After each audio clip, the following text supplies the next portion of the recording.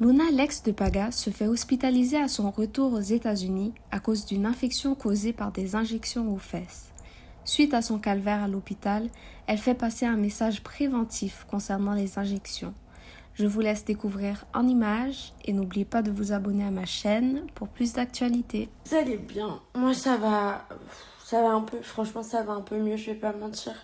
Je suis contente, j'ai enfin réussi à avoir les médicaments qui, je pense, vont marcher. Vous savez que ça fait en fait 3 mois que j'ai une infection depuis avant le cross, que j'ai une infection en fait dans mes fesses. Et j'ai eu une grosse perte de poids en fait. J'ai fait une petite dépression voilà, quand je me suis séparée. Donc j'ai perdu beaucoup de poids. J'ai perdu 20 pounds, donc ça fait à peu près 10 kilos.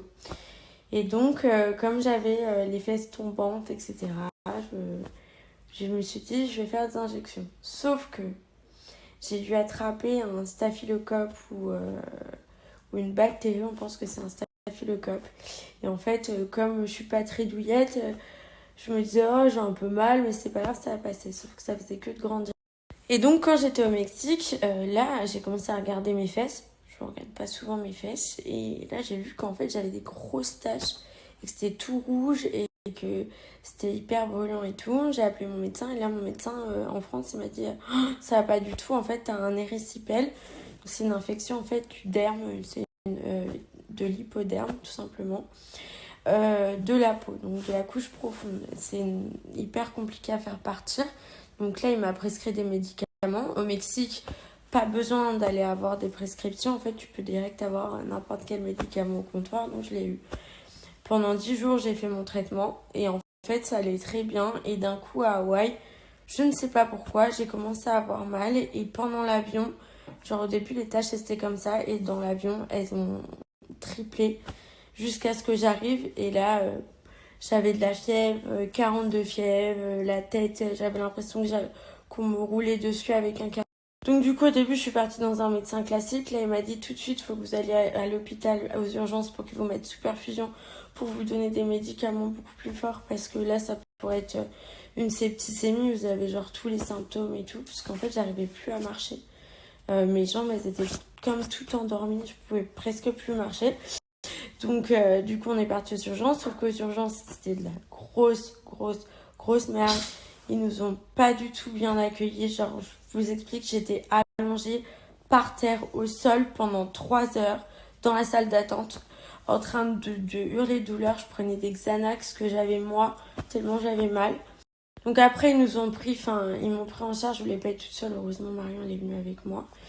Et là, ils m'ont fait faire plein de trucs, un scanner, plein d'analyses, urine, sang, patati patata. Ils ont vu qu'il y avait une infection dans le sang, mais que c'était pas encore une infection générale. Bon, la chance, je suis passée au travers.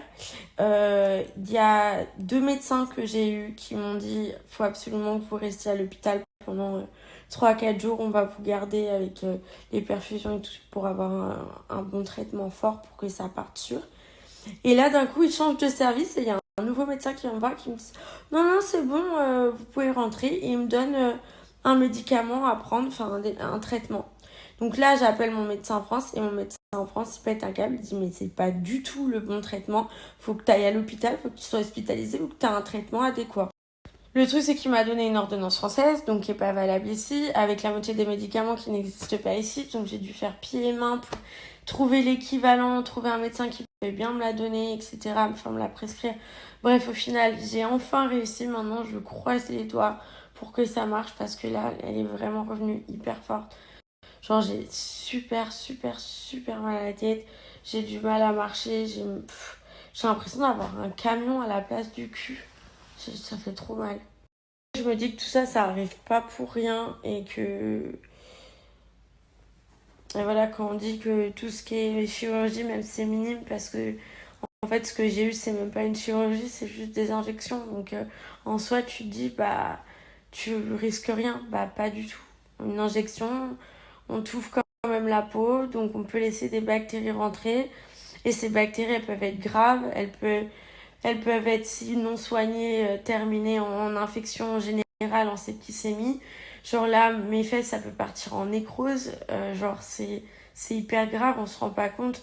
Et en fait, faut juste jouer pas avec, enfin, que ça soit chirurgie, injection, minime, truc. Tout peut être hyper grave, faut faire vachement attention. En plus, le pire, c'est que de base, j'en avais même pas besoin. Parce que j'ai un bon cul, j'ai de la chance, franchement, je vous jure que de base, genre, Dieu, il m'a pas gâté avec mon pif, il m'a pas gâté avec mes seins, mais il m'a quand même gâté au moins avec un seul truc. Donc je suis fière, c'est mon cul. Mais j'avais perdu du poids, j'avais pas confiance en moi, je me disais, j'avais fait une grosse dépression, j'avais perdu 10 kilos en une semaine, donc autant vous dire que mes fesses, des gouttes d'eau. Et voilà, j'allais faire le cross. Je savais que, bah voilà, mon ex, il me trompe, j'ai envie d'arriver, il m'a dit de venir, j'ai envie d'arriver sur le tournage en mode bombe. Voilà, je vais être là en mode, bah regarde ce que t'as perdu. J'ai pas envie d'arriver en mode toute maigrichonne, qui a perdu son cul et tout. Pff, tout ça pourquoi? Tout ça pour des gens. C'est trop bête, je trouve, les gens qui font de la chirurgie pour plaire aux autres. Et c'est exactement ce que j'ai fait. Alors que c'est des personnes qui méritent même pas quoi que ce soit. Bref, ne faites pas de chirurgie pour plaire aux autres. Faites-le pour vous parce que vous avez un complexe, parce que ça peut toujours avoir des grosses complications graves. C'est pas du tout la faute de mon médecin, c'est moi. Voilà, en plus à cette époque, bah, j'étais pas bien, j'étais triste, j'étais malheureuse, donc j'ai dû laisser rentrer une bactérie, pas bien faire mes pansements, etc. Et au final, bah, là, je me retrouve depuis 3 mois à galérer. C'est pas la première fois que je me retrouve dans une très très mauvaise situation. Et là, bah voilà, avant-hier, ça a été hôpital. Super. Donc, bon, faut vraiment pas jouer avec ça, quoi.